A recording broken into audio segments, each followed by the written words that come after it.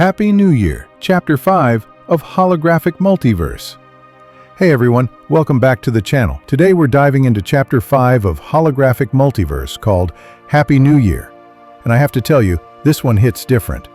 It's about what happens when the chaos finally stops, when you can finally breathe, and you realize you're not the same person you were before the storm. If you've been following along, you know we've been through some intense stuff. Near-death experiences, existential crises, confronting mortality. Well, this chapter is the exhale after holding your breath for months. When your body finally says, enough. Picture this. You've been living like a machine for months. 2-hour commutes each way, university during the day, survival jobs at night, writing essays until 3 a.m. under a desk lamp, running on coffee and pure stubbornness. The narrator literally says, I was like a robot. And honestly, that's probably the most accurate description of burnout I've ever heard. Your sleep is measured in hours you can count on one hand. Physical pain becomes your constant companion. Mental exhaustion is so deep you can feel it in your bones. But here's the thing, and this is what makes this chapter so real. All that chaos served a purpose. It kept the mind busy enough to avoid dealing with deeper stuff, those negative thoughts lurking underneath. Sound familiar? How many of us have used busyness as an escape from processing trauma or difficult emotions? The moment everything stops. Then December 31st arrives. The semester ends, the storm passes, and suddenly, silence. The chapter captures this moment so perfectly, it's almost visceral. You wake up late for the first time in months. No alarm screaming at you. Instead, you hear birds singing. Birds. When was the last time you noticed birds? You're lying in bed, and for the first time, you don't have to jump up immediately. You can stretch. You can sink back into what the narrator calls sweet sleepiness. Your tortured soul and exhausted body have been waiting for this moment for so long. But here's what's interesting. Even this feels weird at first. When the phone rings, he thinks it's his alarm and panics. That's how deeply trauma response gets ingrained. Even relaxation feels foreign. When nostalgia hits like a truck. As he starts moving through the world again, driving past houses decorated for the holidays, hearing Christmas songs on the radio, something unexpected happens. All these childhood memories come flooding back. Family gatherings, playing with cousins, the simple ritual of clinking glasses with his parents during holiday toasts. And suddenly, there's this overwhelming sense of loss, not just for people, but for a time, for a feeling of belonging that might never come back. There's this beautiful Welsh word, hyrith, that captures this feeling perfectly. It's a deep longing for a home or a time that might be lost forever. The narrator realizes he misses many happy moments that will never return. And those butterflies in his stomach aren't excitement, they're the ache of absence. The solo Christmas tree ritual. When he gets home to his empty, undecorated room, he makes this spontaneous decision to unpack the Christmas tree. And this scene is everything. Dust flies everywhere as he opens the old decorations, literally clouding the past. He remembers decorating with his sister, their playful arguments about where to put specific ornaments like this alligator that apparently goes on top.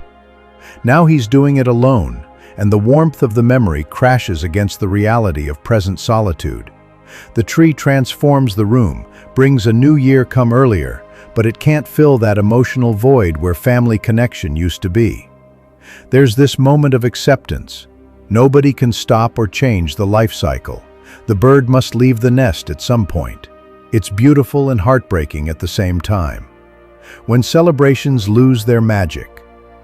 The New Year's Eve party becomes this perfect lens for examining how we change as we get older. He shows up late, overslept because his body is still catching up on months of sleep debt, and walks into loud music, bright lights, friends already tipsy. But something's different. He feels different. He looks around and notices his friends are in a similar state, tired, overfed, and drunk pretty early in the evening. And then comes this observation that hits like a punch to the gut. They've lost their youthful spirit. He contrasts this with New Year's celebrations from his younger years. The intense planning, the all-night energy, the feeling that this was the most important night of the year. Now, it feels routine, experienced, and uninteresting. The craziest night of the year has become an ordinary night, which should be customarily celebrated and given little importance. That's not cynicism talking, that's just honest observation of how life changes us. Why this chapter matters so much. This chapter is about something we don't talk about enough: the cost of survival and what happens when you finally have space to feel it. The anatomy of burnout. It doesn't just tell us he was tired, it makes us feel that robot-like existence. The grinding routine, the sacrifice of basic human needs, the way exhaustion becomes your baseline normal. The necessity of rest. When that rest finally comes, it's not just relief, it's practically spiritual. The chapter makes you realize how essential true recovery is, not just for the body, but for the soul. Nostalgia as processing. Those childhood memories aren't just sentimental, they're part of how we process who we've become versus who we were. The holidays force this confrontation because they're supposed to be about connection and tradition. The evolution of celebration. This is something everyone experiences but rarely acknowledges. How the things that once felt magical gradually lose their intensity. It's not necessarily bad, but it's real, and it's part of growing up.